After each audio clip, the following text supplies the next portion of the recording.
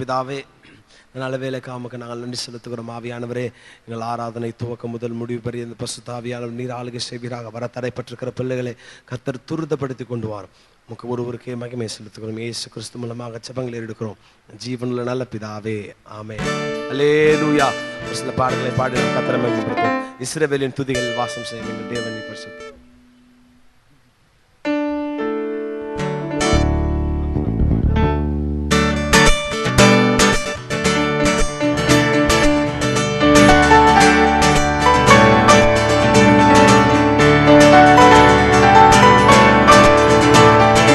இஸ்ரவேலின் துதிகள் வாசம் செய்யும் எங்கள் தேவன் நீர் பரிசுத்தரே. இஸ்ரவேலின் துதிகள் வாசம் செய்யும் எங்கள் தேவன் நீர் பரிசுத்தரே. ஓ, வாக்குகள் பல தந்து அழைத்து வந்தீர், ஒரு தந்தை போல எம்மை தூக்கி சுமந்தீர். வாக்குகள் பல தந்து அழைத்து வந்தீர், ஒரு தந்தை போல எம்மை தூக்கி சொல்வோம். இனி நீர் மாத்திரமே, நீர் மாத்திரமே, நீர் மாத்திரமே எங்கள் சொந்தமானீர். உம்மை ஆராதிப்போம், ஆர்ப்பரிப்போம், உம் நாமத்தினால் என்றும் ஜெயம். நீர் மாத்திரம், நீர் கரவதடி சொல். நீர் மாத்திரமே, நீர் மாத்திரமே எங்கள் சொந்தமானீர். உம்மை ஆராதிப்போம், ஆர்ப்பரிப்போம், உம் நாமத்தினால் என்றும் ஜெயம் எடுப்போம். ஓ, எதிர்காலம் இல்லாமல் ஏங்கி நின்றோம், காலத்தை படைத்தவர் தேடி வந்தீர். எதிர்காலம் இல்லாமல் ஏங்கி நின்றோம், காலத்தை படைத்தவர் தேடி வந்தீர். எங்கள் சிறையிருப்பை மாற்றி தந்தீர், சிறுமையின் ஜனம் எம்மை உயர்த்தி விட்டீர். ஓ, சிறையிருப்பை மாற்றி தந்தீர், சிறுமையின் ஜனம் எம்மை உயர்த்தி. சொல்லுங்க, இனி நீர் மாத்திரமே, நீர் மாத்திரமே, நீர் மாத்திரமே எங்கள் சொந்தமானீர். உம்மை ஆராதிப்போம், ஆர்ப்பரிப்போம், உம் நாமத்தினால் என்றும் நீர் மாத்திரம். இனி நீர் மாத்திரமே, நீர் மாத்திரமே எங்கள் சொந்தம். உம்மை ஆராதிப்போம், ஆர்ப்பரிப்போம், உம் நாமத்தினால் என்றும் ஜெயமெடுப்போம். ஓ, செங்கடலை கண்டு சோர்ந்து போனோம், யோர்தானின் நீலை கண்டு அஞ்சி நின்றோம். செங்கடலை கண்டு சோர்ந்து போனோம், யோர்தானின் நீலை கண்டு பயப்படாதே, பயப்படாதே, முன் செல்கின்றேன் என்று உரைத்து எம்மை நடத்தி வந்தி. பயப்படாதே, முன் செல்கின்றேன் என்று உரைத்து எம்மை நடத்தி. இனி நீர் மாத்திரமே, நீர் மாத்திரமே, நீர் மாத்திரமே சொல்வோம், ஆராதிப்போம், ஆர்ப்பரிப்போம், நாமத்தினால் என்று ஜெயம் எடுப்போம். ஓ, எதிரியின் படையம்மை சூழும் போது ஓங்கிய புயம் கொண்டு யுத்தம் செய்தி. எதிரியின் படையம்மை சூழும் போது ஓங்கிய புயம் கொண்டு யுத்தம் செய்தி. என்னை பாட செய்தி, துதிக்க செய்தி, எரிகோவின் மதில்களை இடிக்க செய்தி. பாட செய்தி, இடிக்க செய்தி, எரிகோவின் மதில்களை இடிக்க செய்தி. சொல்லுங்க, சத்தமா.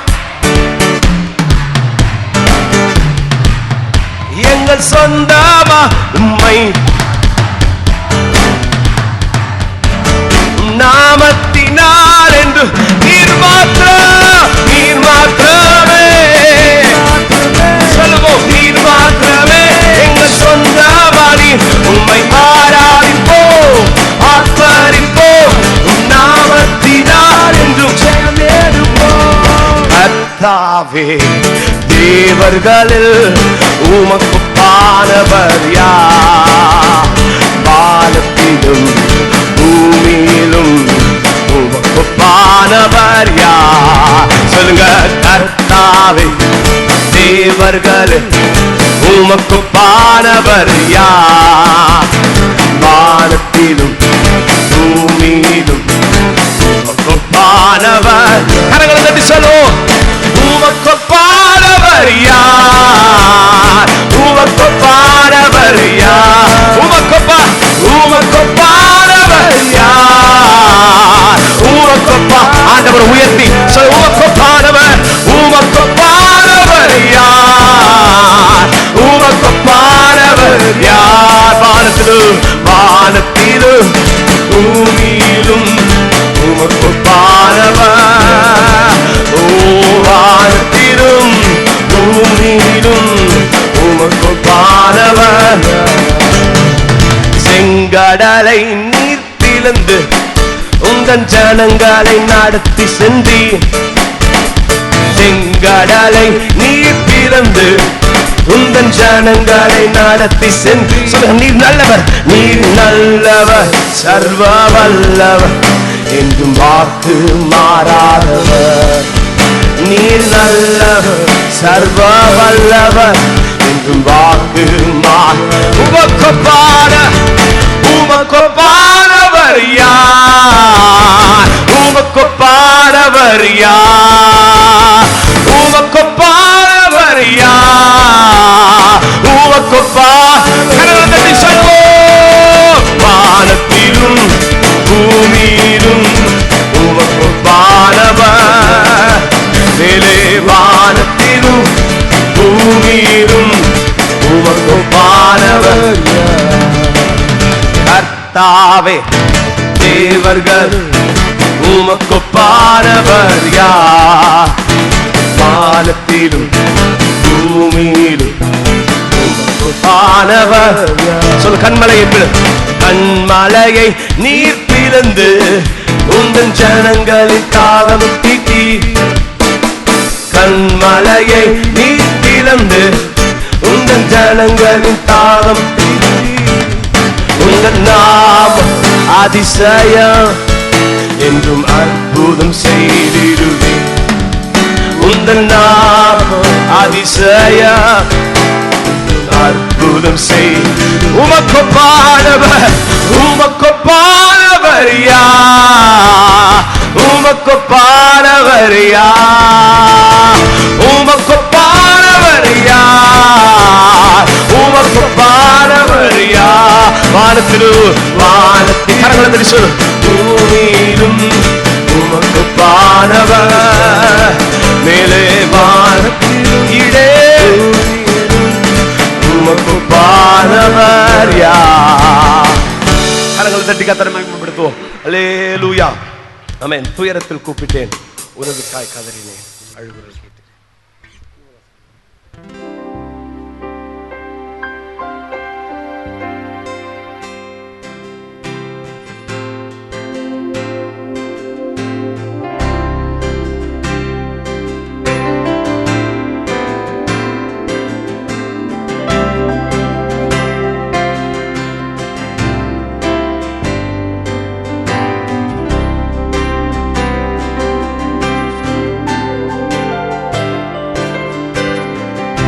உயரத்தில் கூப்பிட்டேன், உதவிக்காய் கதறினேன், அழுகுரல் கேட்டீரையா. துயரத்தில் கூப்பிட்டேன், உதவிக்காய் கதறினேன், அழுகுரல் கேட்டீரையா. கரங்களை உயர்த்தி சொல்லுங்க. குனிந்து தூக்கினீர், பெரியவனாக்கினீர், உமது காருண்யத்தால். குனிந்து தூக்கினீர், பெரியவனாக்கினீர், உமது காருண்யத்தால். குனிந்து தூக்கினீரே. கரங்களை உயர்த்தி சொல்லுங்க. பெரியவனாக்கினீரே,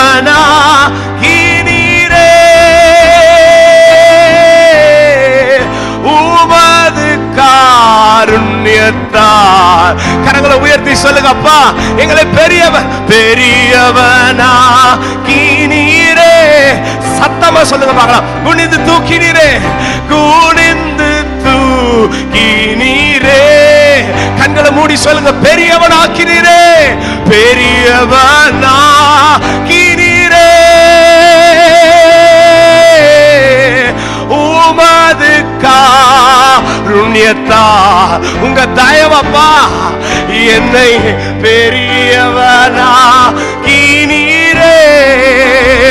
சொல்லும், எனது விளக்கு, எனது விளக்கு. ஓ, சத்தமா சொல்லுங்க பார்க்கலாம்.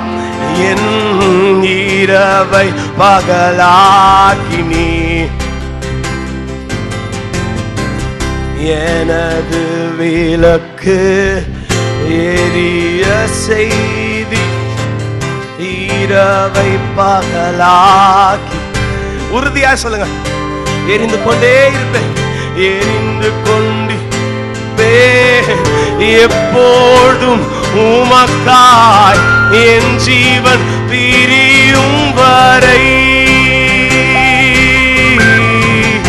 எரிந்து விடவே மாட்டேன்பா, எப்போதும் உமக்காய் என் ஜீவன் பிரியும் வரை.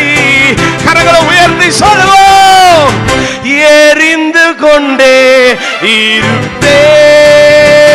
கண்களை மூடி எப்போதும் எப்போதுமே உமக்காய்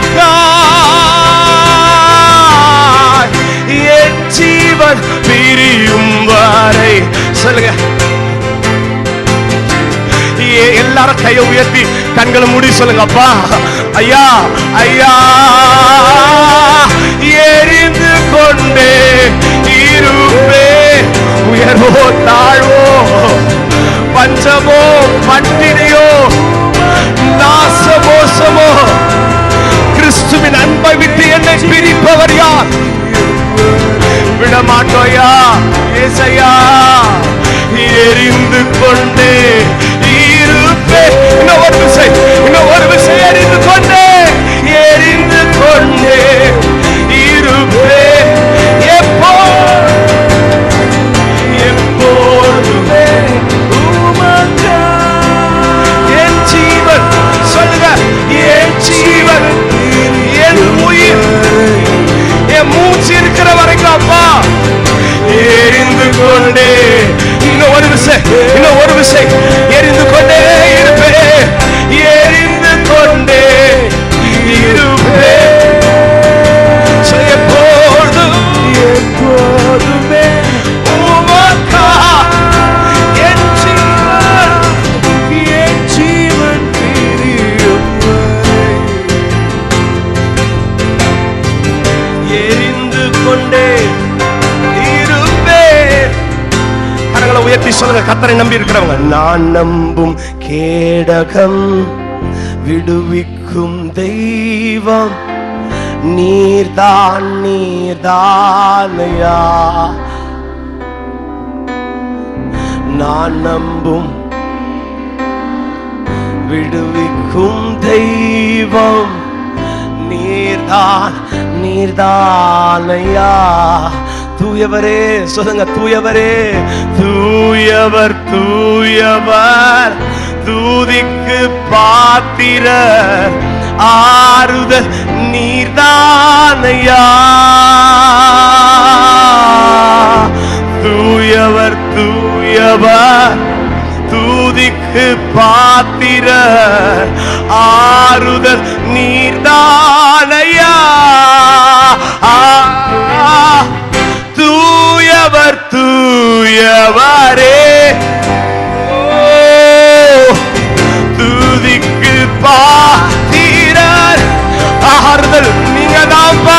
சொல்லுங்க, ஆறுதல் நீர்தானையா. ஓ தூயவர், சொல்லுங்க, எங்க சந்தோஷமே இங்க தான்ப்பா, எங்களுக்கு நிம்மதியே நீங்க தான்.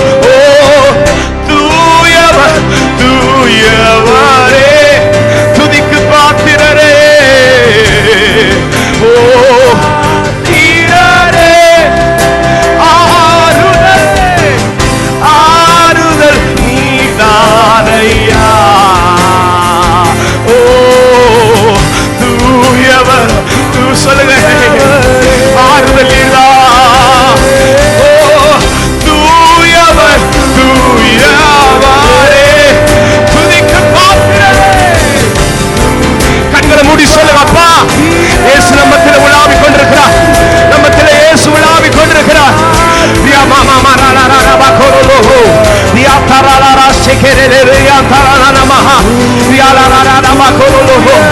விசேஷித்த பலன், சூப்பர்நேச்சுரல் ஸ்ட்ரெங்த், ஒரு விசேஷித்த பலன், விசேஷித்த பலன், விசேஷித்த பலன் உன் இருதயத்தை கர்த்தர் ஆட்கொள்கிறார். ஸ்பெஷல் அனாயிண்டிங், ஒரு விசேஷித்த அபிஷேகம், ஒரு விசேஷித்த வல்லமை, ஒரு விசேஷித்த சமாதானம்.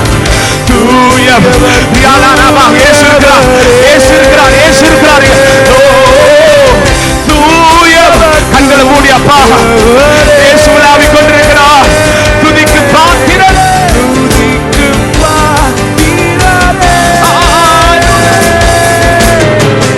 ஆறுதல்,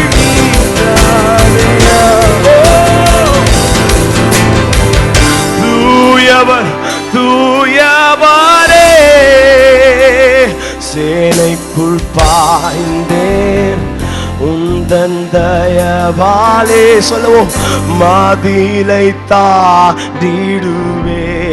சொல்லுவோம், சேனை, கண்களை மூடி சொல்லுங்க, சேனைக்குள் பாய்ந்தேன், சேனைக்குள் பாய்ந்தேன் உந்தன் தயவாலே, மதிலை தாண்டிடுவே. புகழ்ந்து பாடுவேன், சொல்லுங்க, புகழ்ந்து பாடுவேன். சொல்லுவோம், உம்மையே உயர்த்துவே, உயிர் வாழும் நாட்கள் எல்லாம் புகழ்ந்து பாடுவே, புகழ்ந்து உம்மையே உயர்த்துவே, உயிர் வாழும் நாட்கள் எல்லாம். கரங்களை உயர்த்தி சொல்லுவோம், புகழ்ந்து பாடிடுவே, ஓ உம்மையே உயிர் வாழும் நாட்கள் எல்லாம், உயிர் வாழும் நாட்கள் எல்லாம். ஐயா ஏசையா, ஏசையா, புகழ்ந்து பாடிடுவே, உம்மையே உம்மையே உயிர் வாழும், உயிர் வாழும்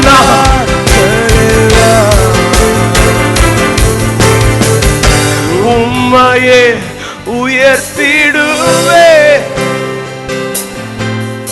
என் உயிர் வாழும் நாட்கள் எல்லாம் உம்மையே. கண்களை மூடி, கண்களை மூடி சொல்லுவோம், சாத்ராக் மேஷாக் ஆபேத்நேகோ எங்களை விடுவிக்காமல் போனாலும் பரவாயில்லை, நீர் செய்து வைத்திருக்கிற இந்த பொற்சிலையை வணங்குவதில். கரங்களை உயர்த்தி சொல்லுங்க, பரவாயில்ல, இயேசுவை விட மாட்டேன், என் ஜீவன் போனாலும் பரவாயில்ல. கரங்களை உயர்த்தி சொல்லுங்களேன், என் ஜீவன் போனாலும் பரவாயில்ல, என் வீடு போனாலும் பரவாயில்ல, என் வேலை போனாலும் பரவாயில்ல. சொல்லுங்களேன், பரவாயில்ல, இயேசுவை விட மாட்டோம். சொல்லுங்க, பரவாயில்ல, இயேசுவை விட மாட்டோம். வேலை போனாலும் பரவாயில்லை, இயேசுவை விடுவதில்லை. உயிர் வாழும் நாட்கள் எல்லாம். கரங்களை உயர்த்தி உம்மையே உயர்த்திடுவே, உயிர் வாழும் நாட்கள் எல்லாம், உயிர் வாழும் நாட்கள் எல்லாம் உம்மையே உயர்த்திடுவே.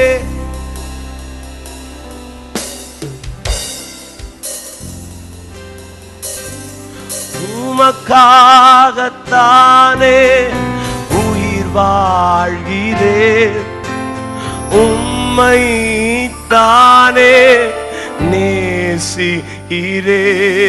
நான் உமக்காகத்தானே உயிர் வாழ்கிறேன், உம்மை தான். எல்லாரும் கரங்களை உயர்த்தி, கரங்களை உயர்த்தி சொல். உமக்காகத்தானே உயிர் வாழ்கிறேன். சொல்லுங்க, உம்மை தானே நேசிக்கிறே. நான் வாழ்ந்தாலும் உம்மோடுதான், மரித்தாலும் சொல்லுங்களேன், சொல்லுங்களேன், இயேசுவை பார்த்து சொல்லுங்களேன். நான் வாழ்ந்தாலும் உம்மோடுதான், மரித்தாலும் உம்மோடுதான். உமக்காகத்தானே உயிர் வாழ்கிறேன், உம்மை தானே நேசிக்கிறேன். உமக்காகத்தானே உயிர் வாழ்கிறேன், உம்மை தானே நேசிக்கிறேன். நான் வாழ்ந்தாலும் உம்மோடுதான், மரித்தாலும் சொல்லுவோம். நான் வாழ்ந்தாலும் இயேசுவுக்காய், மரித்தாலும் இயேசுவுக்காய். உம்மை போல் என்னையும் மாற்றுமை. கரங்களை உயர்த்தி சொல்லுங்க எல்லாரும்.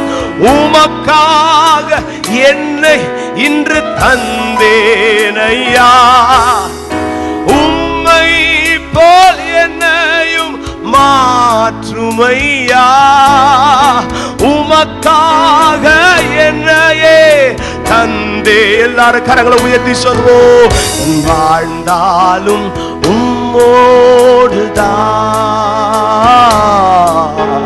மரித்தாலும் உம்மோடுதான்.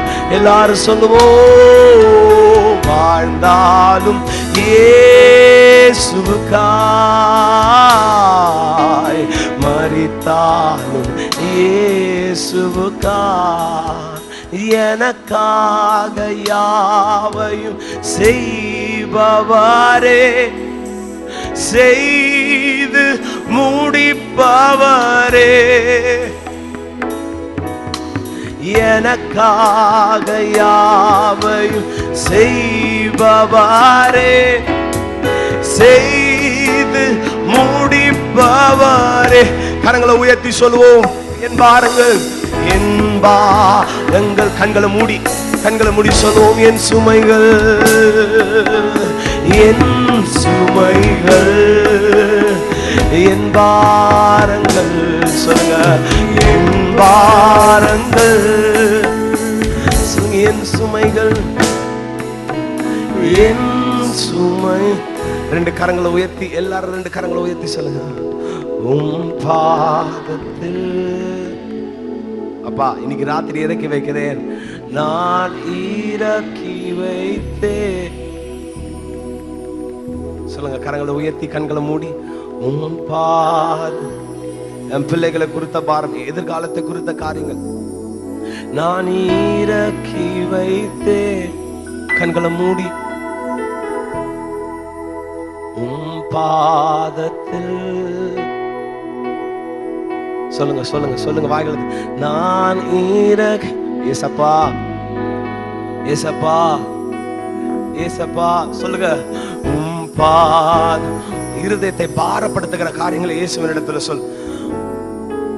உங்களை அழ வைக்கிறத இயேசு கிட்ட சொல்லுங்க. இப்போ உன்னை எது பாரப்படுத்துகிறதோ, உன்னை எது ரொம்ப யோசிக்கும் போதெல்லாம் வேதனையா இருக்கிறதோ, அதெல்லாம் இப்ப இயேசு கிட்ட சொல்லுங்க. உம் பாதத்தில். ஐயா சொல்லுங்க, உன்னை பயமுறுத்துகிற காரியங்களை சொல். உன்னை எது பயமுறுத்தி கொண்டிருக்கிறதோ அதை சொல்லி. இயேசு இங்க உலாவிட்டு இருக்கிறார். இயேசு நம்ம உலா. just cast all your burdens. உன் முதுகுல இருக்கிற, உன் இருதயத்துல இருக்கிற, உன் சிந்தனையில் இருக்கிற எல்லாத்தையும் இயேசு கிட்ட சொல்லிடு. இயேசு இங்க உலாவிட்டு இருக்கிறார். இயேசு இங்க உலாவி. இவரை விட பெரிய ஆள் கிடையவே கிடையாதுங்க. பாதத்தில் நான் இறக்கி வைத்தேன். உம் பாதத்தில். சொல்வோம். நான் இறக்கி வைத்தேன். உங்களை நம்பி நான் இறக்கி வைத்தேன் உம் பாதத்தில் நான் இறக்கி வைத்தேன். அல்லேலூயா. உம்மைத்தான் நான் பார்க்கிறேன், பிரகாசம் அடைகிறேன்.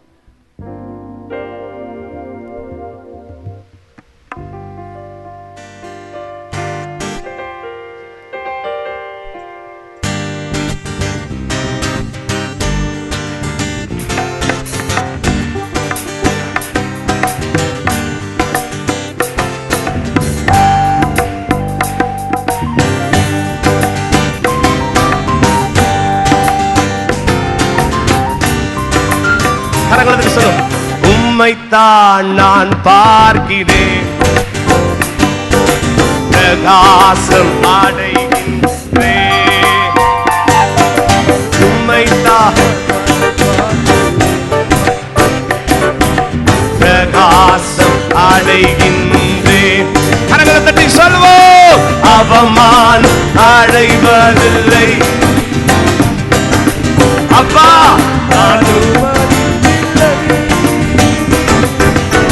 அவமானம் அடைவதில்லை. சொல்லுவோம் அப்பா, கரங்களை தட்டி நல்லா சொல்லுங்க. அப்பா அப்பா நான் உமது பிள்ளை, ஒரு நாளும் அவமானம் அடைவதில்லை. அப்பா அப்பா நான் உமது பிள்ளை, ஒரு நாளும் அவமானம் அடைவதில்லை. அப்பா நான் உமது பிள்ளை, அப்பா நான் உமது பிள்ளை, ஒரு நாளும் அவமானம் அடைவதில்லை. உடைந்த நொந்த உள்ளத்தோடு கூடவே இருந்து பாதுகாக்கின்றீர். ஓ உடைந்த நொந்த உள்ளத்தோடு கூடவே இருந்து பாதுகாக்க. கரங்களை உயர்த்தி சொல்லுங்க. அநேக துன்பங்கள் சேர்ந்து வந்தாலும் என்னை அநேக துன்பங்கள் சேர்ந்து சொல்லுங்க. அனைத்து நின்று கரங்களை தட்டி விடுவிக்கின்றீர் என்னை அனைத்து நின்று நீ. ஓ அவமானம் அடைவதில்லை அப்பா, அப்பா நான் உமது பிள்ளை, அவமானம் அடைவதில்லை. அப்பா அப்பா நான் உமது பிள்ளை, அப்பா அப்பா நான் உமது பிள்ளை, ஒரு நாளும் அவமானம் அடைவதில்லை. அப்பா நான் உமது பிள்ளை, ஒரு நாளும். அப்பா எங்க உறவினர்களுக்கு முன்பதாக, எங்க நண்பர்களுக்கு முன்பதாக, குடும்பஸ்தர்களுக்கு முன்பதாக விட்டுடாதீங்கப்பா, எங்களை விட்டுடாதீங்க ஐயா. ஓ அப்பா நான் உமது, அதுகளை மூடி சொல்லுவோம். ஒரு நாளும் ஒருபோதும், ஒரு நாளும் ஒருபோதும். ஓ அப்பா நான் உமது பிள்ளை, ஒரு நாளும் அவமானம் அடைவதில்லை.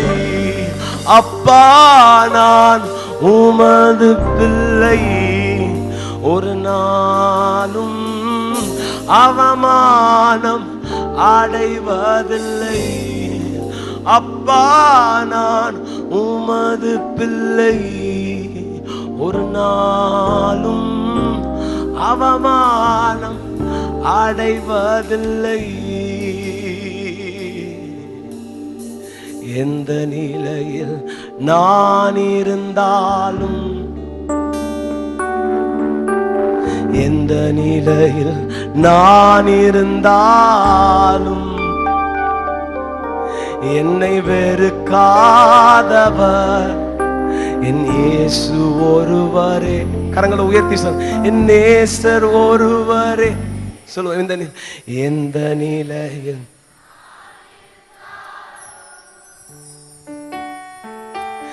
எந்த நிலையில் நான் இருந்தாலும் சொல்லுங்க, என்னை வெறுக்காதவர். கரங்களை உயர்த்தி, என் நேசர் ஒருவரே. அனாதையாய் நான் இருந்தால் பலர் வெறுப்பார்கள். அனாதையாய் நான் இருந்தால் பலர் வெறுப்பார்கள். அன்பு வேண்டுமா என்று சொல்லி அலைய வைப்பார்கள். அன்பு வேண்டுமா என்று சொல்லி அலைய வைப்பார்கள். நோயாளியாய் நான் இருந்தால் பலர் வெறுப்பார்கள். பட்டம் படிப்பு இல்லாவிட்டால் பலர் வெறுப்பார்கள். வெறும் பட்ட மரம் என்று சொல்லி பரிகசிப்பார்கள். வெறும் பட்ட மரம் என்று சொல்லி பரிகசிப்பார். கரங்களை உயர்த்தி சொல்லுங்க, எந்த நிலையில் நான் இருந்தாலும்,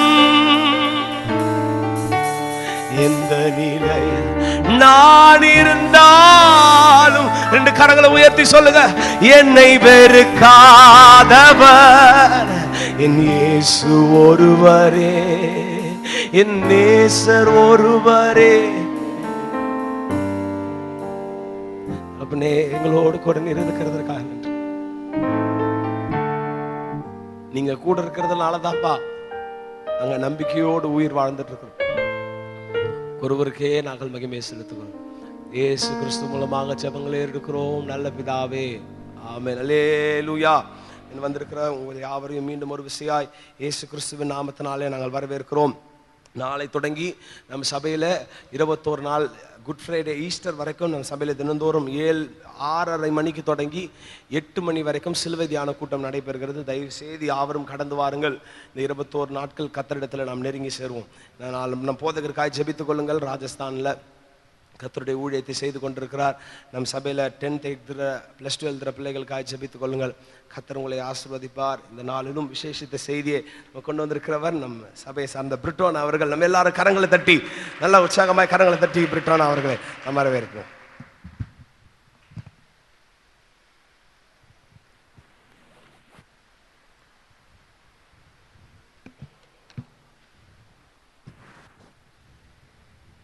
கர்த்தருடைய பரிசுத்தமுள்ள நாமத்திற்கு மகிமை உண்டாவதாக.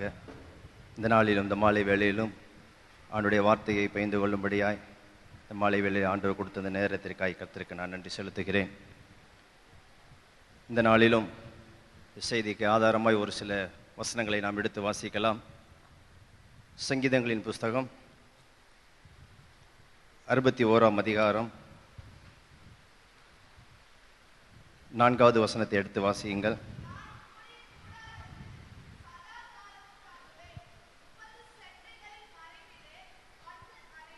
உமது செட்டைகளின் மறைவிலே வந்து அடைவேன். மற்றொரு வசனத்தை வாசிக்கலாம். அதே சங்கீதம் 57ஆம் அதிகாரம் 1 வசனத்தை எடுத்து வாசியுங்கள்.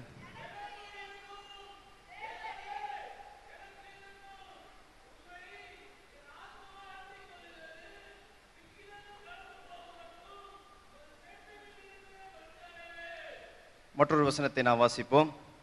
எல்லாருக்கும் தெரிந்த ஒரு வசனம், சங்கீதங்களின் புஸ்தகம் 91ஆம் அதிகாரம் 4வது வசனம். அவர் தமது சிறகுகளாலே உன்னை மூடுவார்,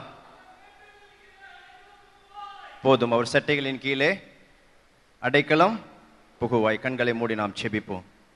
மகா கிருபையும் இரக்கம் நிறைந்த எங்கள் அன்பின் ஆண்டவரே, இந்த மாலை வேளையிலும் பரிசுத்த ஆவியானவரே, உம்முடைய பிள்ளைகளாகிய நாங்கள் உம்முடைய பாதப்படியிலே வந்து உம்மை நோக்கி நாங்கள் ஆராதிக்க, உம்மை மகிமைப்படுத்த, உம்முடைய வார்த்தைகளை கேட்கும்படியாக இந்த நாளை நீ எங்களுக்கு தகுதிப்படுத்தினதற்காக நாங்கள் நன்றி செலுத்துகிறோம்.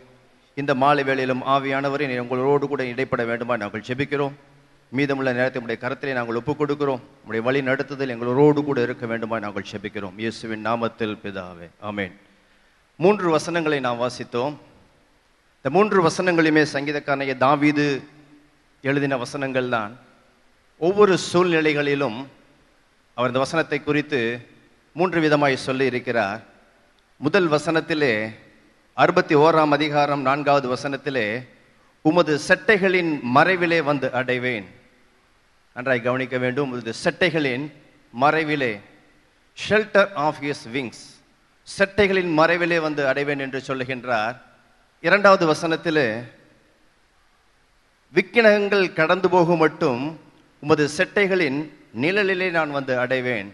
ஷேடோ ஆஃப் ஹிஸ் விங்ஸ், செட்டைகளின் நிழலிலே நான் வந்து தங்குவேன் என்று அவர் சொல்லுகின்றார். 3வது வசனத்திலே 91ஆம் அதிகாரம் 4ஆம் வசனத்திலே சொல்லப்பட்டிருக்கிறது,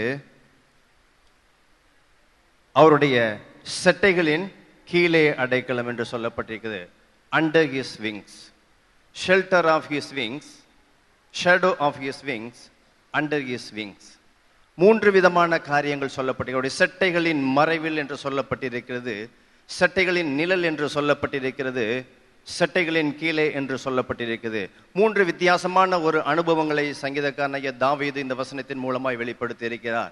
இந்த மாலை வேளையில் இந்த 3 வசனங்களின் மூலமாய் வேதத்தின் அடிப்படையில் இருந்து நாம் நம்மை ஒப்பிட்டு பார்க்கும்படியாய் 3 பேரை குறித்து நாம் மிகவும் தெரிந்த சம்பவங்களை இந்த மாலை வேளையிலே மிகவும் சுருக்கமாய் உங்கள் மத்தியிலே நான் சொல்லும்படியாக வந்திருக்கிறேன். முதலாவது, செட்டைகளின் மறைவிலே வந்து தங்குவேன் என்று அவர் சொல்லி இருக்கிறார். இதற்கு ஆதாரமாய் நாம் வேதத்திலே ஒருவரை நாம் பார்க்க முடியும். 2 நாளாகமம் 18ஆம் அதிகாரம் 8வது வசனத்தை எடுத்து வாசியுங்கள். 2 நாளாகமம்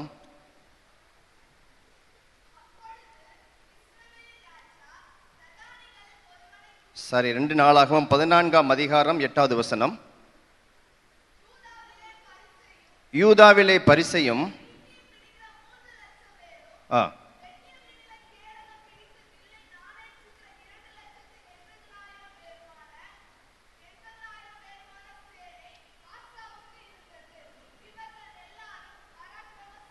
இவர்கள் எல்லாரும் பராக்கிரமசாலிகள். ஆசா ராஜாவை குறித்து நாம் அறிந்திருக்கிறோம். இந்த ஆசா ராஜாவை குறித்து அநேக செய்திகளில் நாம் கேட்டிருக்கிறோம். எத்தியோப்பியர்கள் அவருக்கு விரோதமாய் எழும்பி வருகிறார்கள். அந்த எத்தியோப்பியர்கள் 10 லட்சம் பேர் அவர்களுக்கு விரோதமாய் இருக்கிறார்கள்.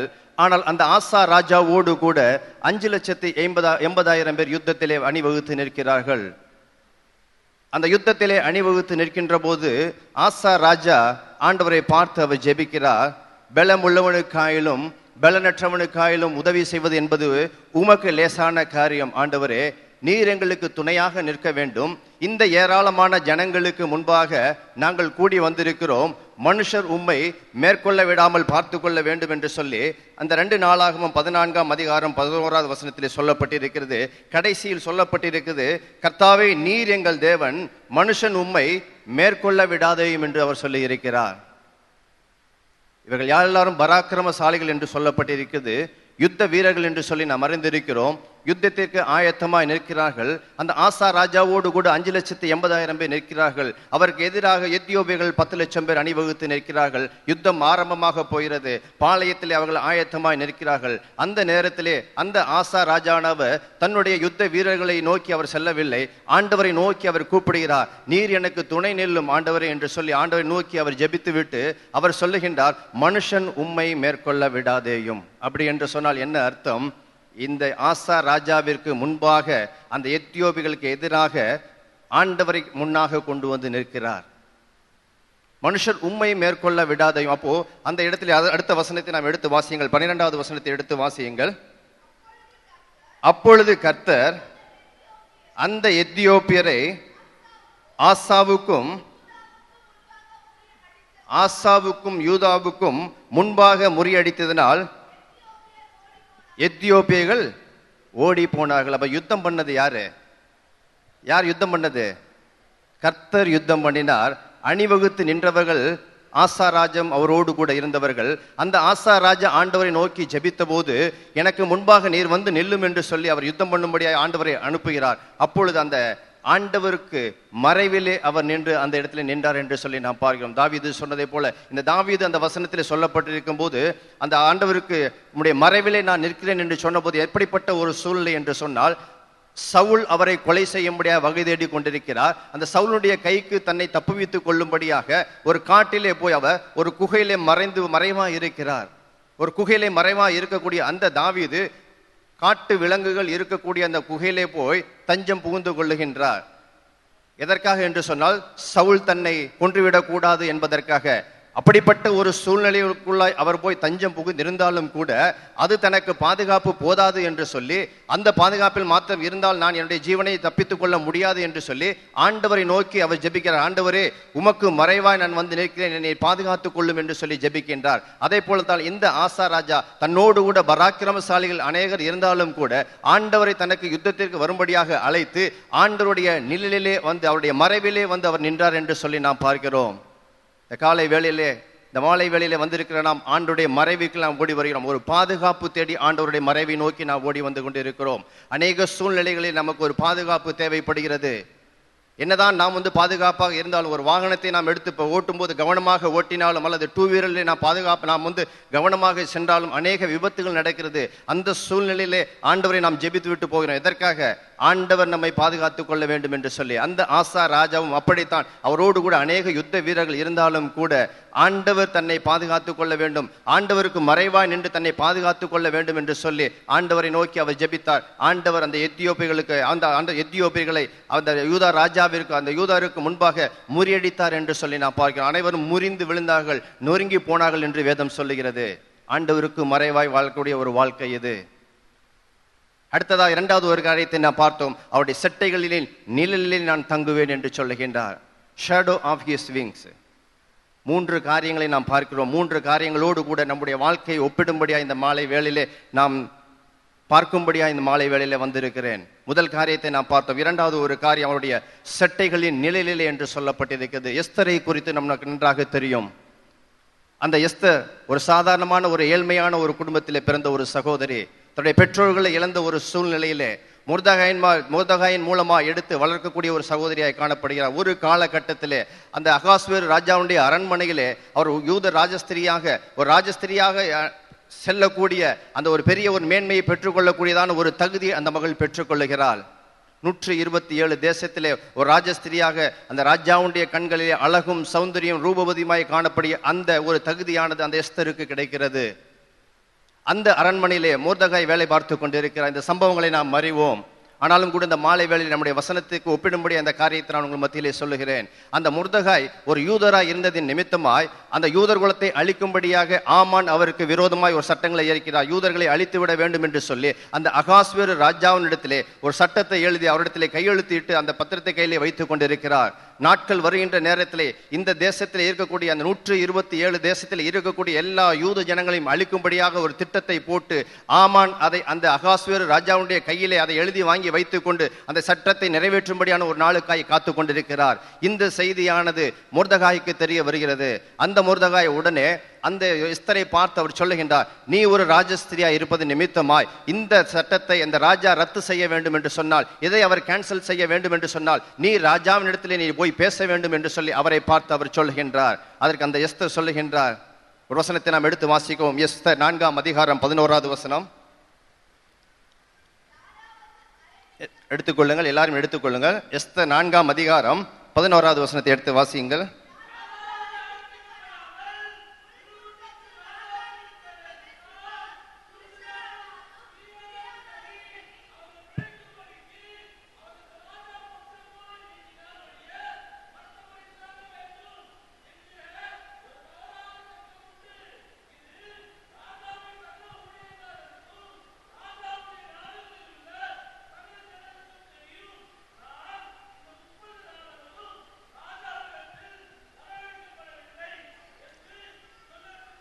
இந்த மொர்தெகாய் இந்த செய்தியை அந்த எஸ்தரிடத்திலே சொன்னபோது அந்த எஸ்தர் சொல்லக்கூடிய ஒரு காரியம், யாராயிலும் அழைக்கப்படாமல், ராஜாவுடைய உத்தரவு இல்லாமல், ராஜா வசிக்கக்கூடிய அந்த உள் முற்றத்திலே அனுமதிக்கப்படாத பட்சத்தில் உள்ளே செல்வார்கள் என்று சொன்னால், அது யாராக இருந்தாலும் சரி, பெண்களாக இருந்தாலும் சரி, ஆண்களாக இருந்தாலும் சரி, பிள்ளைகளாக இருந்தாலும் சரி, வேலைக்காரராக இருந்தாலும் சரி, அந்த அரண்மனையில் வேலை செய்யக்கூடியவர்கள் யாராக இருந்தாலும் சரி, அவருடைய அனுமதி இல்லாமல், அவருடைய உத்தரவு இல்லாமல் உள்ளே யார் சென்றாலும் ராஜா தன்னுடைய செங்கோலை அவருக்கு நேராக நீட்டாத பட்சத்திலே அவர்கள் சாகடிக்கப்பட வேண்டும் என்கின்ற ஒரு தவறான சட்டம் இருக்கிறது என்று சொல்லி அந்த மொர்தெகாய்க்கு அந்த எஸ்தர் சொல்லுகின்றார். இந்த சம்பவம் அப்படியே இருக்கட்டும்.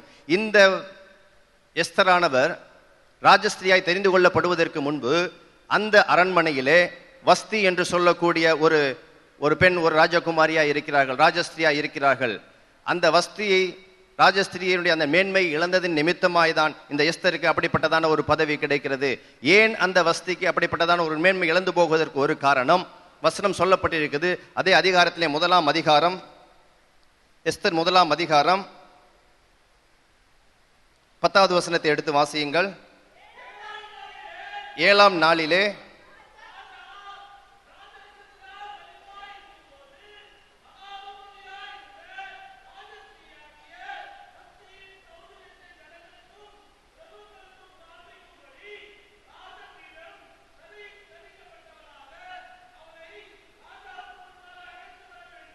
இந்த ராஜஸ்திரியினுடைய சௌந்தரியத்தை ஜனங்களுக்கும் பிரபுக்களும் அறிந்து கொள்ளும்படியாக ராஜா அவரை அழைக்கிறார்.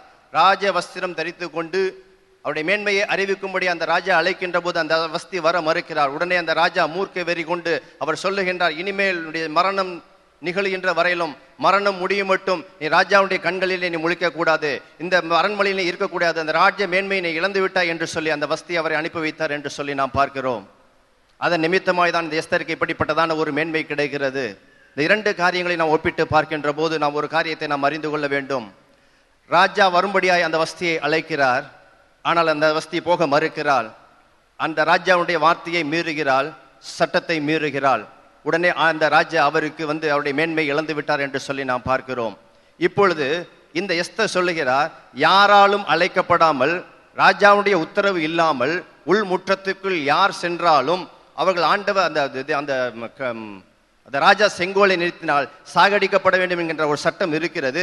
30 நாள் அளவும் ராஜா என்னை பார்க்கவில்லை, ராஜா என்னை அழைக்கவில்லை, என்னை நீங்கள் அவரை போய் பார்க்க சொல்லுகிறீர்களே என்று அவர் சொல்லுகின்றார். இந்த வஸ்தியும் அந்த ராஜாவுடைய கட்டளையை மீறுகிறாள். உள்ளே செல்லக்கூட, உள்ளே வரும்படியாய் அழைக்கிறார், ஆனால் அவள் உள்ளே செல்லவில்லை. ஆனால் பாருங்கள், இந்த எஸ்தர் உள்ளே வரக்கூடாது, ஆனால் உள்ளே போகிறாள். இவளும் சட்டத்தை மீறுகிறாள். அந்த ராஜாவுடைய வார்த்தையை அவள் மீறுகிறாள். அவருடைய ராஜாவுடைய வார்த்தைக்கு அவள் கீழ்ப்படியவில்லை. 2 பேருமே செய்த ஒரு காரியம்தான். இவளும் இவருடைய மேன்மை இவளை விட்டு இழந்து போகிறது. ஆனால் இந்த எஸ்தர் 3 நாட்கள் அல்லும் பகலும் ஆண்டுடைய சமூகத்திலே கூடி நின்று, தன்னுடைய தாதிகளோடு கூட நின்று, யூதர் குலத்தை எல்லாரும் ஒன்றாக சேர்ந்து ஜெபிக்க சொல்லிவிட்டு 3 நாட்கள் கழித்து அந்த ராஜாவிற்கு முன்பாக அவர் சொல்லுகின்றார். என்ன நடக்கிறது என்பதை நாம் அறிந்திருக்கிறோம். ஆனாலும் கூட இந்த வசனத்தை எடுத்து வாசிக்கலாம். எஸ்தர் 5ஆம் அதிகாரம் 1 வசனத்தை எடுத்து வாசியுங்கள். 3ஆம் நாளிலே எஸ்தர் ராஜ வஸ்திரம் தரித்து கொண்டு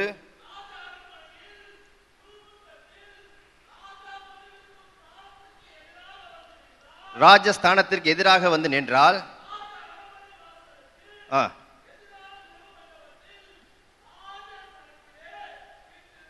தொடர்ந்து வாசியுங்கள். ராஜா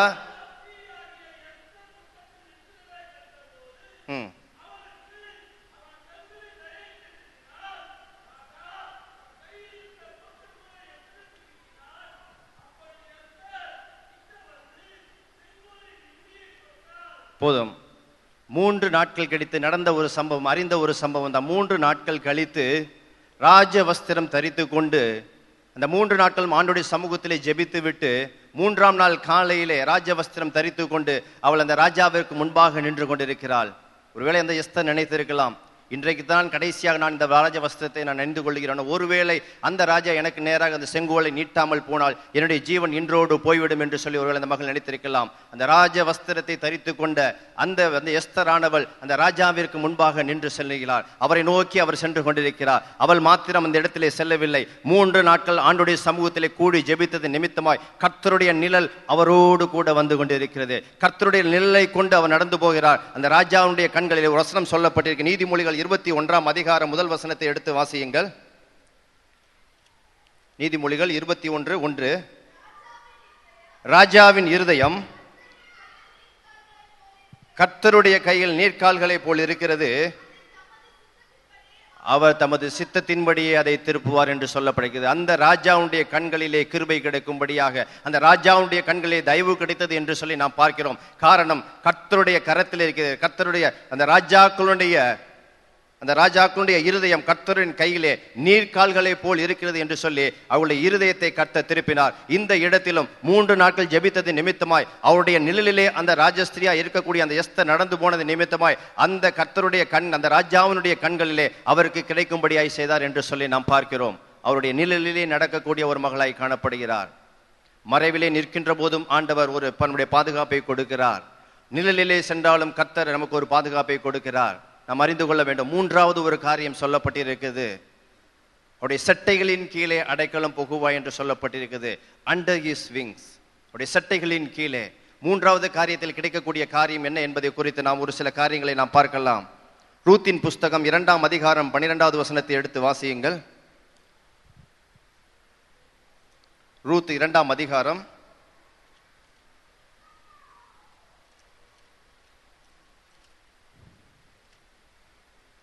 336வது பக்கம் பழைய ஏற்பாட்டில் 2 பேர் போட்டி போட்டு வாசிங்க. இப்ப யாருமே வாசிக்க மாட்டேங்கிறீல்ல. உன் செய்கைக்கு தக்க பலனை கர்த்தர் உனக்கு கட்டளை இடுவாராக.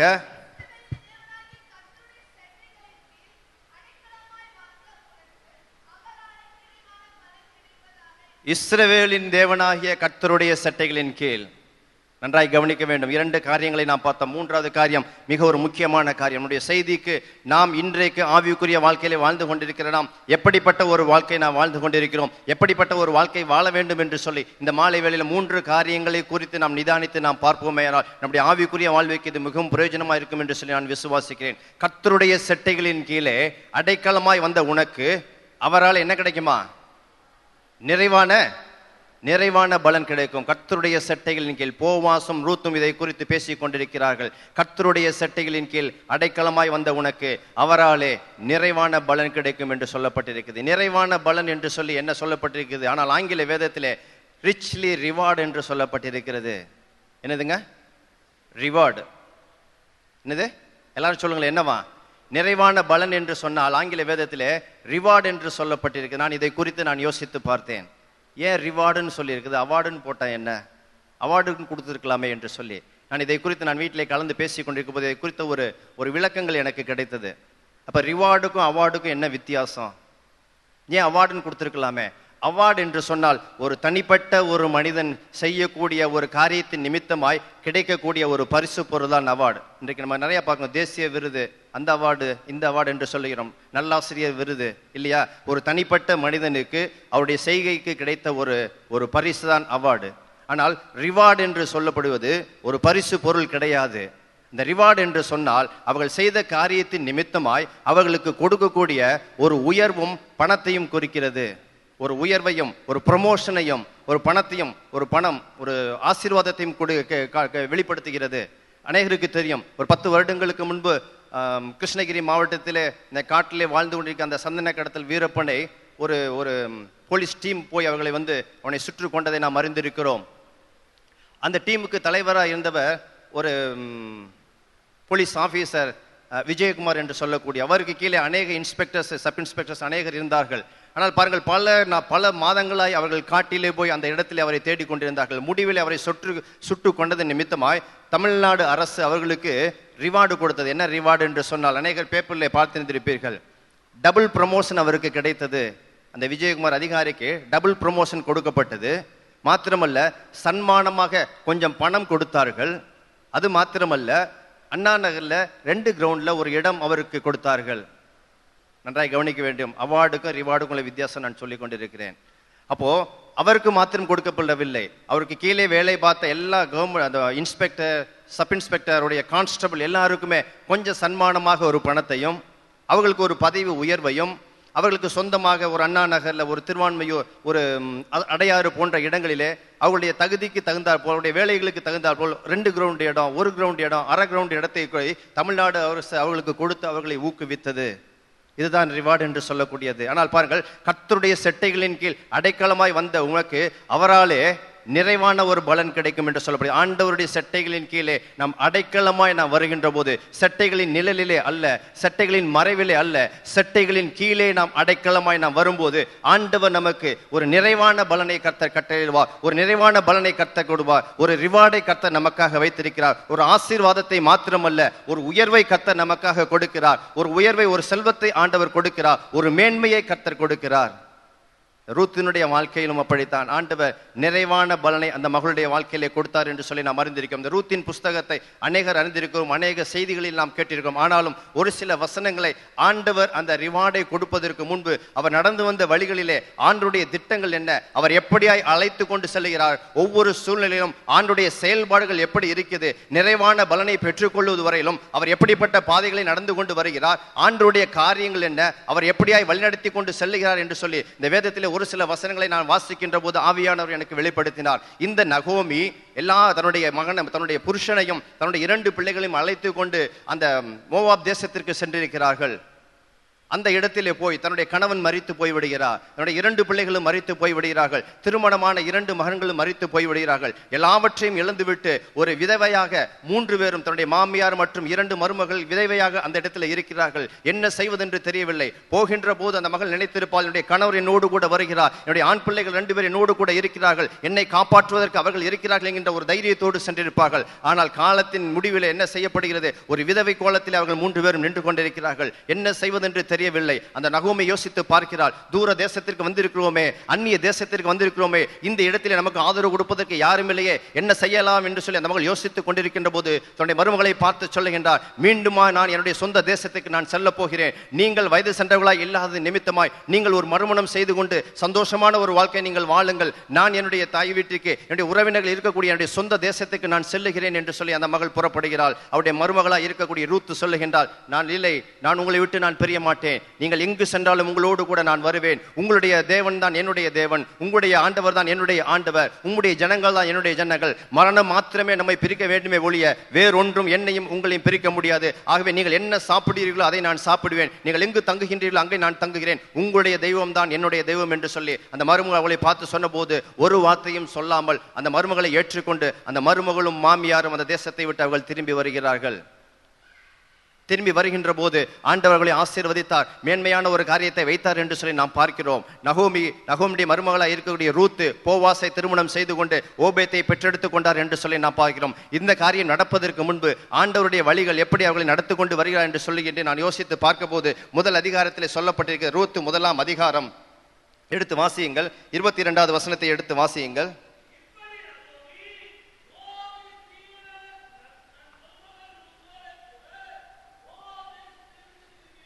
மோவாப் தேசத்திற்கு நகோமி தன் மருமகளாகிய ரூத்தோடு கூட திரும்பி வருகிறாள். வார்கோதுமை அறுப்பின் துவக்கத்தில் அவர்கள் பெத்லகேமிற்கு வந்தார்கள். ஒரு சாதாரணமான ஒரு சம்பவம் தான். ஆண்டவர் நடத்துகின்ற வழிகள் எப்படிப்பட்டதாக இருக்குது. வார்கோதுமை அறுப்பின் துவக்கத்தில் அவர்கள் பெத்லகேமிற்கு வந்தார்கள் என்று சொல்லப்பட்டிருக்கு. நான் இதை யோசித்து பார்த்தேன், நான் தியானித்தேன். வார்கோதுமை அறுப்பின் துவக்கத்தில் அவர்கள் வந்தார்கள் என்று சொல்லப்பட்டிருக்கிறது. ஒருவேளை அந்த வார்கோதுமை அறுத்த பிற்பாடு அவர்கள் வந்திருந்தால் அவர்கள் அந்த இடத்தில் அவர்களுக்கு ஆதரவு கொடுப்பதற்கு ஒருவரும் இருந்திருக்க மாட்டார்கள். ஒருவேளை விதைகள் விதைக்கப்பட்ட உடனே அவர்கள் வந்திருந்தால் அவர்களுக்கு எப்படிப்பட்ட ஆதரவு கிடைக்கும் என்று தெரியாது. ஒருவேளை அறுத்து முறிந்த பிற்பாடு புதிதாய் புதிய விதைகளை போடுவதற்கு முன்பு நிலங்களை நன்றாக நாம் பயிரிடுவோம், செப்பனிடப்பட்டு கொண்டிருப்போம். அப்படிப்பட்ட ஒரு காலகட்டத்திலே இவர்கள் வந்திருந்தார்கள். இவர்கள் ஆதரவு கொடுப்பதற்கு யாருமே கிடையாது. ஆனால் பாருங்கள், இவர்கள் வரக்கூடிய நேரம் எப்படிப்பட்ட நேரமா இருக்குது. என்ன எல்லாரும் மௌனமா இருக்கிறீங்க? தப்பா ஏதாவது சொல்லிட்டு இருக்கேன்னா? வார்கோதுமை அறுக்கும் துவக்கத்தில் அவர்கள் வந்தார்கள் என்று சொல்லப்பட்டிருக்கிறது. ஆண்டவர் பாருங்கள், அவர்கள் அந்த இடத்திலே இருந்து அவர்கள் கிளம்பி வருகின்ற போது ஆண்டவர் சரியான நேரத்தில் அவர்களை அழைத்து கொண்டு வருகிறார். ஒருவேளை இப்படிப்பட்ட காரியங்கள் நமக்கு ஒரு சாதாரணமான ஒரு காரியமாய் காணப்படலாம். கடந்த ஜனவரி மாதத்திலே முதல் மாதத்தின் செகண்ட் சர்வீஸ் என்று ஃபர்ஸ்ட் சர்வீஸ் என்று இன்னைக்கு ஒரு சகோதரி சாட்சி கொடுத்தார்கள். ஒரு வாலிப சகோதரி, கடந்த மாதம் முழுவதும் ஒரு டார்கெட்டை எனக்கு அச்சீவ் பண்ண வேண்டி இருந்தது. 31ஆம் தேதி இரவு வரையிலும் 7 மணி வரையிலும் அந்த ஆஃபீஸ் என்னை உட்கார வச்சிருந்தாரு. எனக்கு ரொம்ப ஒரு டார்ச்சர் கொடுத்தாரு. ஏன் டார்கெட்டை நீ அச்சீவ் பண்ணல என்று சொல்லி அதிகமாய் கடிந்து கொண்டார். இரவு நைட் சர்வீஸ்க்கு நான் வரணும், ஆனாலும் கூட வந்து அவர் என்னை விடவில்லை. 7 மணி ஆயிடுச்சு, 7:30 மணி ஆயிடுச்சு, என்னை விடவே இல்லை அவரு. அப்புறம் கடைசியா நீ கிளம்பி போமான்னு சொல்லிட்டாரு. 2ஆம் தேதி காலையில போனேன். நிச்சயமா என்னுடைய டார்கெட் அச்சீவ் பண்ணாத நிமித்தமா என்னை வந்து அவர் வேலையிலிருந்து என்னை தூக்கிடுவார்னு நினைச்சு நான் போனேன். ஆனால் அவர் என்னோடு கூட நான் அதிகமாய் நான் ஜெபித்தேன். அவர் என்ன பண்ணாரு, அடுத்த மாசமா என் டார்கெட்டை அச்சீவ் பண்ணுமா, ஏன் இப்படி இருக்குன்னு சொல்லி என்னை அனுப்பி விட்டார். எனக்கு பயங்கர சந்தோஷமா இருந்துட்டு சாட்சி சொன்னார்கள். ஒருவேளை அந்த சாட்சி வந்து கேட்டுக்கொண்டிருக்க நமக்கு ஒரு சாதாரணமான ஒரு சாட்சியாய் காணப்படலாம். ஆனால் அந்த சகோதரனுடைய வாழ்க்கையிலே அந்த 3 நாட்களும் அந்த சகோதரி கண்ட அந்த சூழ்நிலையிலே அந்த மகளுடைய இருதயம் எப்படிப்பட்டதா இருந்திருக்கும். ஒருவேளை கேட்கிற நமக்கு ஒரு சாதாரணமான காரியமா இருக்கலாம். 31ஆம் தேதியிலிருந்து 2ஆம் தேதி காலையில் வரைக்கும் அந்த மகளுடைய இருதயம் எப்படியா அலைபாய்ந்து கொண்டிருக்கும். அதே போலதான் ஒருவேளை இதை பார்க்கும்போது நமக்கு சாதாரணமா தெரியலாம். அறுப்பு அறுக்கிற துவக்கத்துல வந்தாக்க இது ஒரு பெரிய விஷயமா சொல்லலாம். ஆனால் ஆண்டவர் கணக்கிட்டு செய்யக்கூடிய காரியம் இதுதான். அறுப்பு அறுக்கின்ற காலத்தின் துவக்கத்திலே ஆண்டவர் அந்த மருமகளையும் அந்த மாமியாரை அந்த விதவைகளை அந்த இடத்திலிருந்து அழைத்து கொண்டு வருகிறார். அது மாத்திரமல்ல, 2ஆம் அதிகாரத்திலே சொல்லப்பட்டு அதற்கு பின்பு நடக்கக்கூடிய காரியம். 2ஆம் அதிகாரம் 3வது வசனத்தை எடுத்து வாசியுங்கள். அவள் போய் பொறுக்கினால் தற்செயலாய் வயல் நிலம் போவாசுடையதா இருந்தது. ஒரு வார்த்தை சொல்லப்பட்டிருக்குது, தற்செயலா ஏற்பட்ட அந்த வயல் நிலம் என்று சொல்லப்பட்டு. ஆனால் உலக பிரகாரமாய் பார்க்கின்ற போது தற்செயலாய் நடந்திருக்கலாம். ஆனால் ஆண்டவருடைய பிள்ளைகளுக்கு ஆண்டவர் காண்பிக்கின்றார், அந்த நிலத்திலே நீ போய் விதைகளை பொறுக்கிக் கொள்ளும்படி அந்த மகளுக்கு அநேக நிலங்கள் அந்த இடத்திலே காணப்படுகிறது. ஏன் சரியாக அந்த போவாசு நிலத்திற்கு அந்த மகள் வர வேண்டும்? அவளுக்கு தெரியாது யாருடைய நிலம் என்று சொல்லி. ஆனால் ஆண்டவர் அந்த மகளை அழைத்து கொண்டு வருகிறார். எந்த இடத்தில் போய் சேர வேண்டுமோ அந்த இடத்திலே ஆண்டவர் அந்த மகளை அழைத்து கொண்டு வருகிறார். கர்த்தருடைய செட்டைகளின் கீழே அடைக்கலமாய் போகின்ற நமக்கும் ஆண்டவர் இப்படித்தான் ஒவ்வொரு நாட்களிலும் நம்முடைய பாதைகளிலே நாம் செல்லுகின்ற வழிகளிலே ஆண்டவர் என்ன செய்ய வேண்டுமோ, யாரை சந்திக்க வேண்டுமோ, எப்படிப்பட்ட சூழ்நிலைகளை நாம் கடந்து செல்ல வேண்டுமோ எல்லாவற்றையும் ஆண்டவர் நமக்கு வகுத்து கொடுத்து கொண்டிருக்கிறார். ஆனால் அதை நாம் சாதாரணமாக எடுத்துக்கொள்கிறோம். அப்படிப்பட்ட சூழ்நிலைக்குள்ளாய் செல்லுகின்றவர்களுக்கு தான் அதனுடைய பிரதிபலன் என்ன என்பதை நமக்கு தெரியும். இப்படித்தான் தற்செயலாய் நடந்த சம்பவம் என்று சொல்லப்பட்டிருக்கிறது. ஆனால் இது தற்செயலாய் நடக்கக்கூடிய ஒரு சம்பவம் கிடையாது. ஆண்டவர் அந்த மகளுடைய கண்களிலே அப்படிப்பட்ட நிலத்திலே போய் அந்த விதைகளை பொறுக்கும்படியாய் ஆண்டவர் அவளுடைய இருதயத்திலே ஏவினது நிமித்தமாய் அப்படிப்பட்ட ஒரு நிலத்திற்கு செல்லுகின்றார். அது மாத்திரமல்ல, அந்த நிலத்திலே போய் அந்த வேலை செய்யும்படி அவள் போகவில்லை. கீழே சிந்துகின்ற வார்கோதுமை அறுக்கிறவர்களுக்கு கீழே சிந்துகின்ற அந்த நெற்கதிர்களை அந்த கோதுமைகளை பொறுக்கக்கூடிய ஒரு சாதாரணமான ஒரு வேலை செய்யும்படி அந்த இடத்திலே அவள் செல்லுகின்றார். அந்த இடத்திலே நீங்கள் பார்ப்பீர்களே, ஆனால் தொடர்ந்து நான் வாசிப்போமே, அந்த கண்காணியினுடைய கண்களிலே தயவு கிடைக்கும்படியாய் செய்கின்றார். ஒரு வாலிப சகோதரி வேலை செய்வதற்காக அந்த நிலத்திற்கு வரவில்லை. வேலை செய்கிறவர்கள் சிந்துகின்ற அந்த நெற்கதிகளை பொறுக்கும்படியாக, இன்னும் சொல்ல போனா ஒரு பிச்சை எடுக்கக்கூடிய ஒரு வேலை அந்த மகள் செய்த ஒரு காரியம். கீழே சிந்துகிற வேலை செய்து கொண்டு போகிறார்கள். அவர்களுக்கு கீழே சிந்தக்கூடிய நெற்கதிகளை பொறுக்கக்கூடிய ஒரு காரியத்தை அந்த மகள் செய்து கொண்டிருக்கிறார். அந்த கண்காணியுடைய கண்களிலே தயவு கிடைக்கும்படியாய் செய்கிறார். இன்றைக்கு நம்ம அநேகரை நம்ம பார்க்கணும். அநேகர் ரோட்ல பிச்சை எடுத்து கொண்டு இருக்கிறார்கள். ஒரு சிலர் பார்க்கும்போது நினைப்போம், நல்லா தானே கைகால் நல்லா இருக்குது, ஏன் போய் வேலை பார்த்து சம்பாதிச்சானா, நீ ஏன் பிச்சை எடுக்க வர்ற, உனக்கு நான் பிச்சை போட மாட்டேன் என்று சொல்லி அநேகர் பலரை நாம் சந்திக்கிறோம், பலரை நாம் கேட்டிருக்கிறோம். ஒரு வயது சென்ற ஆளா இருந்தா கூட பரவாயில்ல, ஒரு 60 வயசு ஒருத்தர் பிச்சை கேட்டா கொடுக்கணுங்கிற ஒரு இறக்க குணம் நமக்குள்ள உண்டாகும். ஒரு 30 வயசு ஒரு பெண்ணு வந்து பிச்சை கேட்டா நமக்கு என்ன இருக்கும், ஏன் நீ நல்லா தானே போய் சம்பாதிக்கலாமேன்னு சொல்லி கேட்போம். அதே போலதான் இந்த மகள் போய் அந்த இடத்திலே வந்து நெற்கதிர்களை அறுக்கும்படியான வேலைக்கு வரவில்லை. கீழே சிந்துகின்ற நெற்கதிர்களை பொறுக்கும்படியான வேலைக்கு சென்ற போது அந்த கண்காணியுடைய கண்களிலே தயவு கிடைக்கும்படியாய் கர்த்தர் செய்கின்றார். 4வது போவாஸ் அந்த இடத்திற்கு வருகிறார். யார் என்று கேட்கிறார். இவருடைய ஹிஸ்டரி எல்லாவற்றையும் அவர் சொல்லுகின்ற போது அவர் சொல்லுகின்றார், அந்த பெண்ணை பார்த்து அவரை அழைத்து சொல்லுகின்றார், நீ முடிவு பரியந்த வேறு எங்கும் செல்லவில்லை. ஒவ்வொரு நாளும் என்னுடைய இந்த நிலத்திலே வந்து என்னுடைய பெண்கள் கதிர் அழுகிறவர்களுக்கு பின்பாக சென்று அவர்கள் சிந்துகின்ற அந்த கதிர்களை பொறுக்கிக் கொண்டு நீயும் உன்னுடைய மாமியாரும் சாப்பிட்டு சுகமா இருங்கள் என்று சொல்லி அவருடைய கண்களின் தயவு கிடைக்கும்படியாய் சொல்லுகின்றார். போகும்போது அவர் சொல்லுகின்றார், இவளுக்காக கொஞ்சம் சிந்த விடுங்கள். எடுத்து வாசிக்கலாம். 2ஆம் அதிகாரம் 15வது வசனம். அவள் கதிர் பொறுக்கிக் கொள்ள எழுந்த போது போவாஸ் வேலைக்காரரை நோக்கி, அவள் அரிக்கட்டுகள் நடுவே பொறுக்கிக் கொள்ளட்டும், அவளை தொடர்ந்து வாசியுங்கள். அவள் பொறுக்கிக் கொள்ளும்படிக்கு அவளுக்காக அரிகளிலே சிந்த விடுங்கள், அவளை அதட்டாதிருங்கள் என்று சொல்கிறார். ஒரு சாதாரணமான ஒரு காரியத்தை தான் நாம் பார்த்து கொண்டிருக்கிறோம். ஆண்டவர் எல்லா இடங்களிலும் அந்த மகளுக்கு காரியத்தை வாய்க்க பண்ணி கொண்டிருக்கிறார். ஆரம்பத்திலே அவர்கள் வருகிறார்கள், நெற்கதிர்களை அறுக்கக்கூடிய நேரத்திலே வருகிறார்கள். அவருடைய கண்காணியுடைய கண்களிலே தயவு கிடைக்கிறது. அது போவாசுடைய நிலமாய் காணப்படுகிறது. பின்பு அவர் சொல்லுகின்றார், அவளுக்காக நீங்கள் கொஞ்சத்தை சிந்த விடுங்கள், அவரை குறித்து நீங்கள் யாரும் ஈனம் பேச வேண்டாம், தவறாக நீங்கள் பேச வேண்டாம், அவளுக்காக நீங்கள் கொஞ்சத்தை சிந்த விடுங்கள், அவள் அதை பொறுக்கிக் கொள்ளட்டும் என்று சொல்லிவிட்டு அந்த அதிகாரத்தின் கடைசியிலே அவர் சொல்லுகின்றார் பாருங்கள், அப்படியே கோதுமை அறுப்பும் வார்கோதுமை அறுப்பும் தீருமட்டும் அவள் கதிர் பொறுக்கும்படிக்கு போவாசுடைய வேலைக்காரிகளோடு கூடியிருந்து தன் மாமியிடத்திலே தங்கினார் என்று சொல்லி நாம் பார்க்கிறோம். அந்த அறுப்பு தீருமட்டும் அந்த நிலத்தை விட்டு அவள் போகவில்லை. அந்த நிலம் முழுவதும் அறுக்கிறது வரையிலும் அவர்கள் எவ்வளவு நாட்கள் அந்த இடத்திலே அவர்கள் கதிர் அறுத்தார்களோ ஒவ்வொரு நாளும் அந்த இடத்திலே போய் அவளுக்கு அந்த ராஜா அந்த உபவாசனுடைய கண்களிலே கிருபை கிடைத்து நெற்கதிர்களை பொறுக்கி தன்னுடைய மாமியிடத்திலே கொண்டு போய் அவர்கள் சாப்பிட்டு அந்த ஒரு காலம் முழுவதும் அவர்கள் திருப்தியாக இருந்தார்கள் என்று சொல்லி நாம் பார்க்கிறோம். சின்ன சின்ன காரியமாக இருந்தாலும் நம்முடைய வாழ்க்கையிலும் இப்படித்தான். நம்முடைய ஜெபத்தை ஆண்டவர் கேட்டு சின்ன சின்ன காரியங்களையும் ஆண்டவர் நமக்கு வழிவகுத்து கொண்டிருக்கிறார். ஆனால் நம்ம சாதாரணமாக எடுத்துக்கொள்கிறோம். ஆனால் அப்படிப்பட்ட ஒரு சூழ்நிலைக்குள்ளாய் வருகிறவர்களுக்கு தான் அதனுடைய வழிகளிலே நாம் எப்படி கஷ்டத்தில் இருக்கிறோம், ஆண்டவர் எப்படி நம்மை வழிநடத்தி கொண்டு வருகிறார் என்பதை நம்மளால் அறிந்து கொள்ள முடியும். கேட்கிற மற்றவர்களுக்கு ஒரு சாதாரணமான காரியமாய் தரு, இது கூட நமக்கு ஒரு சாதாரணமான காரியம் தான். அநேக முறை நாம் வாசித்திருக்கிறோம், ஆனால் ஒரு சாதாரணமான காரியமாய் தெரியுது. ஆனால் இன்றைக்கு வாசிக்கும் போது இதனுடைய உள் அர்த்தங்கள் நமக்கு தெரிகிறது. தீரு மட்டும் அவளுக்காக கொஞ்சம் சிந்த விடுங்கள் என்று சொல்ல கர்த்தர் ஒவ்வொரு நாளும் அவர்களோடு கூட இருக்கிறார். முடிவிலே பாருங்கள், அந்த ரூத்தை அந்த போவாஸ் திருமணம் செய்தார் என்று சொல்லி நாம் பார்க்கிறோம். ஒரு இதனுடைய வேலையாள் கிடையாது, வேலையாளுக்கும் கீழாக சிந்துகின்ற கதிர்களை பொறுக்கக்கூடிய ஒரு பிச்சைக்காரியை போல இருக்கக்கூடிய எந்த நிலத்திலே அவர் அந்த கதிர்களை பொறுக்கினாலோ அந்த நிலத்திற்கு ஒரு சொந்தக்காரியாக, அந்த நிலத்துக்குரிய சொந்தக்காரியாக கர்த்தர் அவளை உயர்த்தினார் என்று சொல்லி நாம் பார்க்கிறோம். அதைத்தான் 2ஆம் அதிகாரத்தில் செய்யப்பட்ட வசனத்தில் 2ஆம் அதிகாரம் 2ஆம் வசனத்தில் 12ஆம் வசனத்தில் நாம் வாசித்தோம். கர்த்தர் இஸ்ரவேலின் தேவனாகிய கர்த்தருடைய செட்டைகளின் கீழே அடைக்கலமாய் வந்த உனக்கு அவராலே நிறைவான ஒரு பலன். கர்த்தர் அந்த மகளுடைய வாழ்க்கையிலே ஒரு நிறைவான பலனை கர்த்தர் கட்டளையிட்டார். பலன் என்பது முடிவிலே கிடைக்கக்கூடிய ஒரு காரியம், தொடக்கத்திலே கிடைக்கக்கூடிய ஒரு காரியம் அல்ல.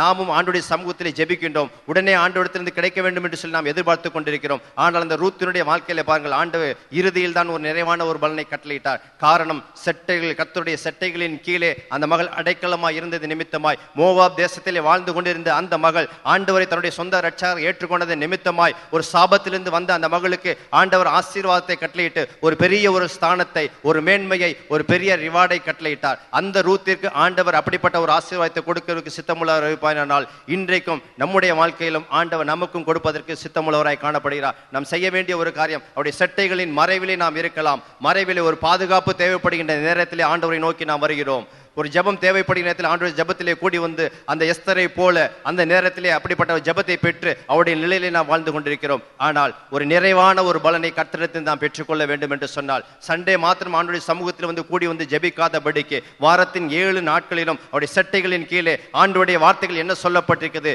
வசனங்கள் என்ன சொல்லப்பட்டிருக்கிறது, இப்படிப்பட்ட காரியங்களை நாம் எப்படி மேற்கொள்ள வேண்டும். கடந்த வாரம் மாலை ஆராதனையிலே ஆண்டி சொன்னதை போல ஆண்டவர் ஒரு காரியத்தை நம்முடைய வாழ்க்கையிலே சந்திக்கின்ற போது இந்த காரியத்தை நாம் எப்படி பின்பற்ற வேண்டும், சத்தியத்தில் என்ன சொல்லப்பட்டிருக்கிறது, வேதத்திலே நாம் எப்படி நடக்க வேண்டும் என்று சொல்லப்பட்டிருக்கிறது, நமக்கு விரோதமாக எழும்புகிறவர்களுக்கு விரோதமாய் நாம் எழும்பாதபடிக்கு அவர்களுக்காக நாம் என்ன செய்ய வேண்டும், இந்த காரியத்தை நாம் மேற்கொள்வதற்கு வேதத்தில் எப்படிப்பட்ட காரியத்தை நாம் கையாள வேண்டும், எப்படி ஜெபிக்க வேண்டும், எப்படி பொறுமையாக இருக்க வேண்டும், எப்படி கடிந்து கொள்ளாதபடிக்கு இருக்க வேண்டும் என்று சொல்லி வேதத்தில் சொல்லியிருக்கபடி அதை நாம் பின்பற்றி வாழ்வோமேயானால் அவருடைய செட்டைகளின் கீழே அடைக்கலமாய் வருகின்ற போது ஒரு நிறைவான பலனை அந்த ரூத்தினுடைய வாழ்க்கையில ஆண்டவர் கட்டளையிட்டதை போல நம்முடைய ஒரு நிறைவான பலனை, ஒரு பெரிய ரிவார்டை ஆண்டவர் நமக்காக வைத்திருக்கிறார். எத்தனை பேர் இந்த மாலை வேளையில விசுவாசிக்கிறீங்க?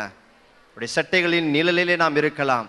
நான் தவறு என்று சொல்லவில்லை, நிழலில் இருப்பதும் அவருடைய மறைவில் இருப்பதும் தவறு என்று நான் சொல்லவில்லை. நிச்சயமாய் நிழலில் வரும்போது ஆண்டவர் நிழலில் தான் நாம் வாழ முடியும், அவருடைய மறைவில் தான் நாம் இருக்க வேண்டும். எல்லாவற்றிற்கும் மேலாக தேவைப்படுகின்ற நேரத்தில் மாத்திரம் ஆண்டவரை நோக்கி நாம் வராதபடிக்கு, பிரச்சனைகள் வருகின்ற நேரம் மாத்திரம் ஆண்டவரை நோக்கி நாம் ஜெபித்து விட்டு அந்த பிரச்சனையை நாம் வெளியே விட்டு பிற்பாடு நாம் சுகமாய் நம்மளுடைய உலக பிரகாமே வாழாதபடிக்கு அவருடைய செட்டைகளின் கீழே நாம் இருக்கின்ற போது மறைவில் இருப்பதை காட்டிலும் நிழலிலே இருப்பதை காட்டிலும் அவருடைய செட்டைகளின் கீழே நாம் இருப்போமேயானால் ஒரு நிறைவான ஒரு பலனை கர்த்தர் கட்டளையிடுவார். நிறைவான ஒரு ஆசீர்வாதத்தை, அந்த ஒரு ரிவார்டை ஆண்டவர் கொடுப்பார். ஒரு உயர்வை ஆண்டவர் கட்டளையிடுவார். ஒரு ஆசீர்வாதத்தை கர்த்தர் கட்டளையிடுவார். செல்வத்தையும் உயர்வையும் இந்த உலக பிரகாரமான ஜனங்கள் கொடுப்பார்களே, ஆனால் ஆண்டவருடைய செட்டையின் கீழே அடைக்கலமாய் வந்த நமக்கு ஆண்டவர் இந்த மனிதர்கள் கொடுப்பதை காட்டிலும் பல மடங்கு நம்மை உயர்த்துவதற்கு சித்தமுள்ளவராய் காணப்படுகிறார். அந்த ரிவார்டை ஆண்டவர் நமக்காக வைத்திருக்கிறார். அதை நாம் பெற்றுக்கொள்வதற்கு ஒவ்வொரு நாளும் அவருடைய செட்டைகளின் கீழே நாம் தஞ்சம் புகுவே ஆனால் அவருடைய சிறகுகளால் அவனை மூடும்படி அவர் காத்து கொண்டிருக்கிறார்.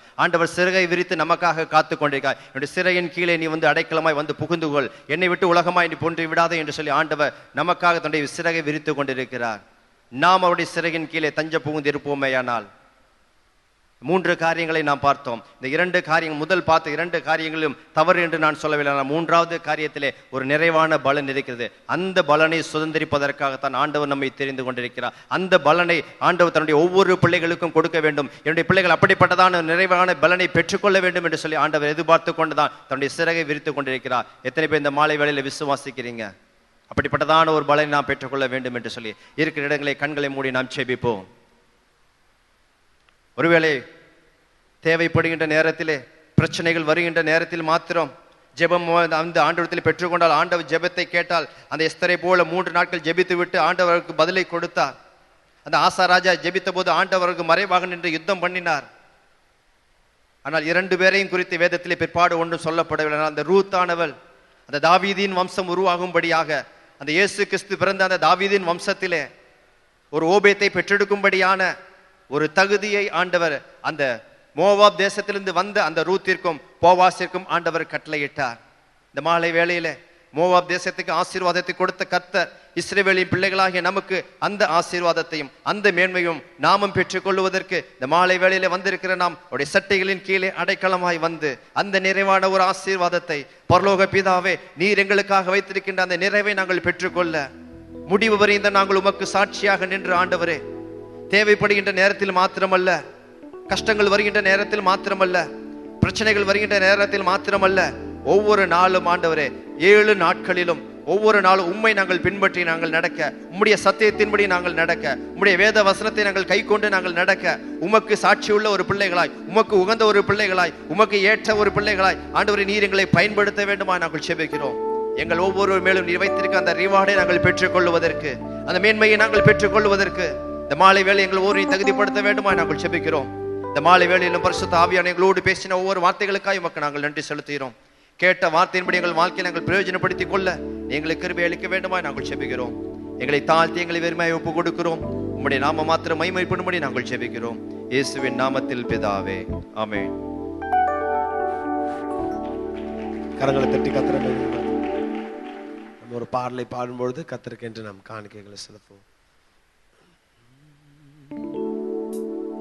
நன்றி பலி, நன்றி பலி,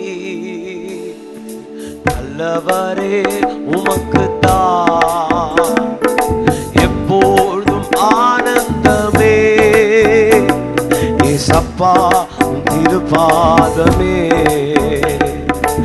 ஆனந்தம் ஆனந்தமே, ஏசப்பா திருப்பாதமே, நேற்றைய துயரமெல்லாம் இன்று மறைந்ததையா, நேற்றைய துயரமெல்லாம்